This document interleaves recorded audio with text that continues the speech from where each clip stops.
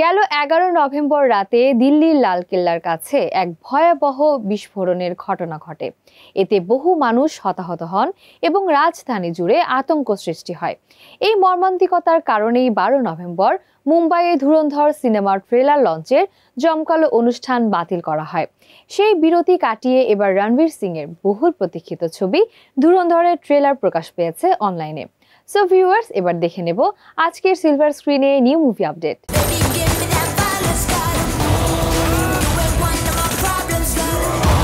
অবশেষে ভারত পাকিস্তান যুদ্ধ অবলম্বনে নির্মিত ও রণবীর সিং এর বহুল প্রতীক্ষিত ছবি ধুরন্ধরের ট্রেলার প্রকাশ পেয়েছে।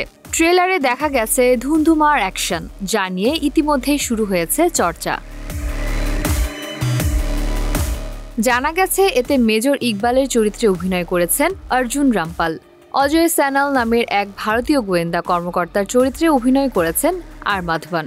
খলনায়ক রহমান ডাকাতের চরিত্রে অভিনয় করেছেন অক্ষয় খান্না এবং চৌধুরী আসলামের চরিত্রে সঞ্জয় দত্ত। সিনেমাটি পরিচালনা করেছেন ইয়ামি গৌতমের স্বামী আদিত্য ধর। তিনি জানিয়েছেন ধুরন্ধর ২ ভাগে মুক্তি পাবে। প্রথম পর্বটি আগামী ৫ ডিসেম্বর প্রেক্ষাগৃহে মুক্তি পাবে এবং এটির দৈর্ঘ্য প্রায় ৩ ঘন্টা ৫ মিনিট। এদিকে দ্বিতীয় পর্ব মুক্তি পেতে পারে আগামী বছর।